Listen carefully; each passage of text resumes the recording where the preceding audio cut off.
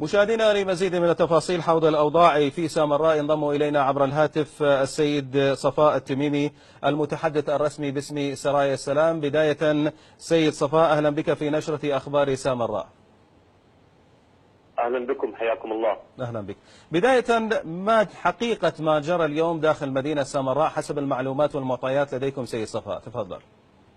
نعم، بسم الله الرحمن الرحيم.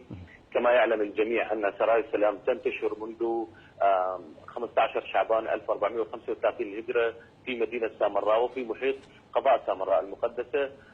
هذا الانتشار يأتي من أجل طرد العصابات الإجرامية التي يعني تكاد تكون تريد أن تثير الفتنة الطائفية فيما بين أبناء البلد الواحد باستهداف مرقد الإمامين العسكريين عليهم السلام.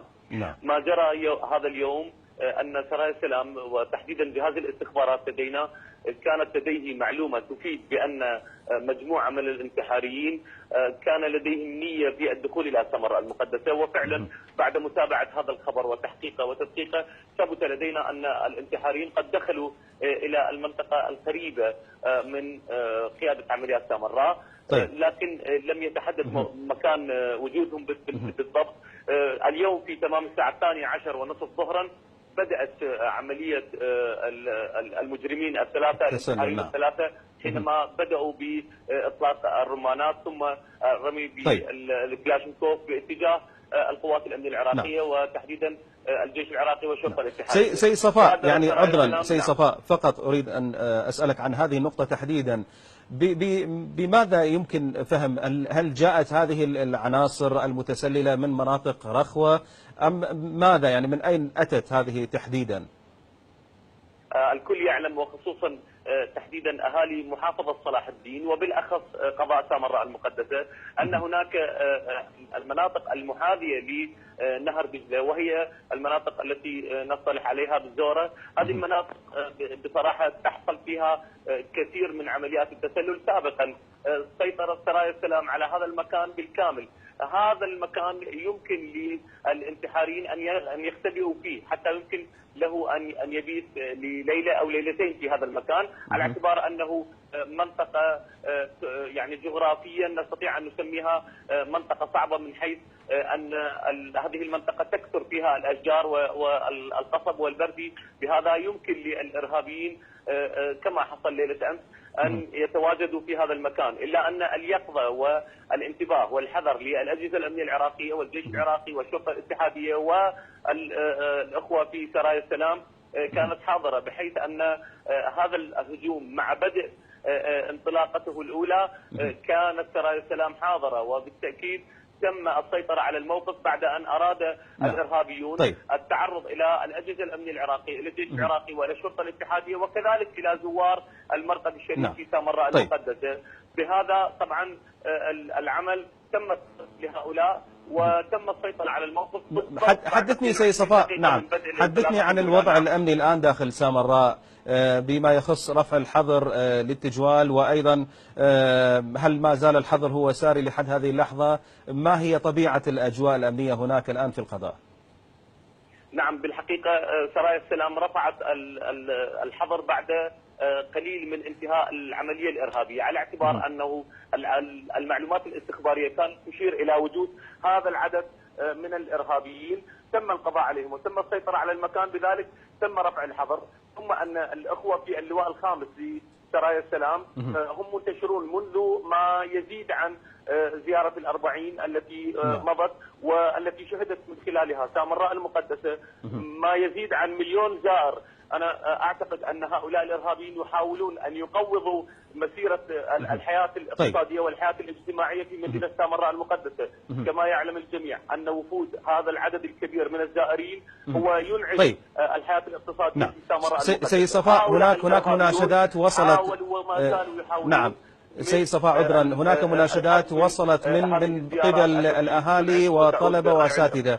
سيد صفاء، سيد صفاء عذرا، هناك مناشدات وصلت من قبل أهالي وأساتذة وطلبة عالقون في إحدى السيطرات لا يمكن لهم المرور عبر نقاط التفتيش إلى داخل مدينة سامراء، ويناشدون أيضا بفتح الطرق، ويقال بأن سرايا السلام تحديدا هي من تقف في تلك النقاط. كيف يمكن لنا أن نوصل رسالة تطمئن هؤلاء بأن يمكن لهم المرور، وما هو موقفكم الآن من هذه الحالة؟ بالحقيقة هناك كما يعلم الجميع أن هناك سيطرات مشتركة فيما بين سرايا السلام وفيما بين الأخوة في قيادة عمليات سامراء، الجيش العراقي والشرطة الاتحادية. هذه العملية التي جرت هذا اليوم كانت بحاجة أن تفرض قيادة عمليات سامراء أن تفرض حظر التجوال على الأقل لحين استتباب الوضع الأمني. نحن نعتقد في سرايا السلام أن الوضع الآن مستتب وأنه لا حاجة لغلق أي طريق.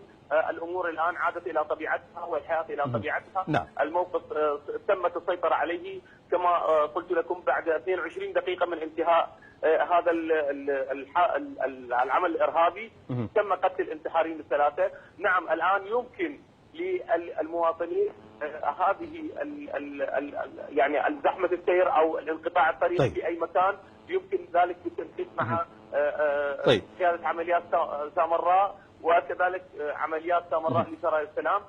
نحن الآن بعد قليل إن شاء الله سوف نجري الاتصالات فيما إذا عرفنا هذا المكان الذي هو يشهد اكتظاظ للمواطنين الذين يريدون العبور. نعم، يعني احنا نشكر لكم هذا التوجه، لكن هل تعتقدون سيد صفاء أن هناك ترابط في المكان الذي تم استهدافه من قبل، وهو تحديدا جراج الذي كان يستهدف الزائرين أو استهدف الزائرين سابقا في هذه المنطقة تحديدا؟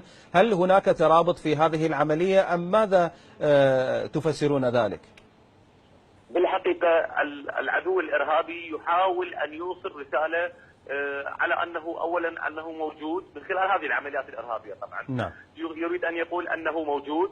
ثانيا هو يحاول أن يمنع زيارة الإمامين العسكريين عليهم السلام ويمنع دخول الوافدين إليها، على أنه يستطيع أن يريد أن يقول أنه قادر على يعني إرباك الوضع الأمني في هذه المناطق. بالنهاية هذا يعود إلى عدم وفود الزائرين. ثالثا هو يريد أن يوصل رسالة أنه يعني بالحقيقة أنه يريد أن يخرب الوضع الأمني والوضع الاقتصادي والوضع المعاشي. سيدي الكريم، نحن حينما جئنا في بداية مجيئنا إلى سامراء المقدسة كانت الحياة معطلة، الناس لا تستطيع أن تعمل، الناس لا تستطيع أن تفتح دكانا ولا تستطيع أن تنتشر في الأسواق ولا تستطيع أن تمارس الحياة بصورة طبيعية. إلا أن هذه الحياة قد عادت شيئا فشيئا بفضل الأخوة في المجاهدين في الجيش العراقي.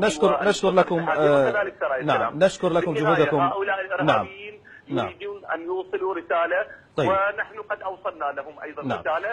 شكرا جزيلا. وأننا يقظون وأننا حذرون. ونحن نراقب الوضع بالكامل ونسيطر على أي موقف وأي انتحاري. هذه رسالة من خلال قناتكم الموقرة أستطيع أن أوصلها. أي انتحاري يفكر مرة أخرى في القدوم إلى سامراء المقدسة سيكون مصيره هو مصير هؤلاء الانتحاريين الثلاثة. نعم. السيد صفاء التميمي المتحدث الرسمي باسم سرايا السلام، شكرا جزيلا لك.